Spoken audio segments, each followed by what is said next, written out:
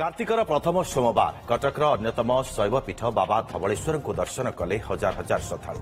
भोर 4टारू पहड़ खोल समस्त नीतिकांति समापन कर श्रद्धालु दर्शन निमंते द्वार फिटा जाइतिला। श्रद्धालु माने केमिति शांति श्रृंखलार सहित दर्शन करेंगे से प्रशासन पक्षर समस्त व्यवस्था ग्रहण कर धवलेश्वर पीठर अधिक सूचना देउछंती आम आठगड़ प्रतिनिधि नीलकंठ।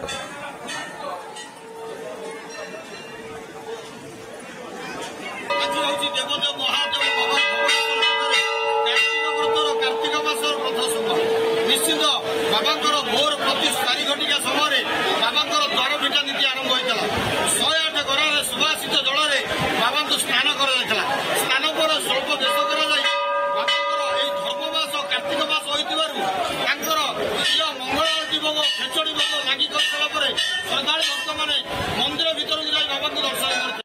कार्तिकर प्रथम सोमवार कटकर अन्यतम शैवपीठ बाबा धवलेश्वर को दर्शन कले हजार हजार श्रद्धालु। भोर 4टारू पहड़ खोल समस्त नीतिकांति समापन कर श्रद्धालु दर्शन निमंते द्वार फिटा जाइतिला। श्रद्धालु माने केमिति शांति श्रृंखलार सहित दर्शन करेंगे से प्रशासन पक्षर समस्त व्यवस्था ग्रहण कर धवलेश्वर पीठर अधिक सूचना देउछंती आम आठगड़ प्रतिनिधि नीलकंठ।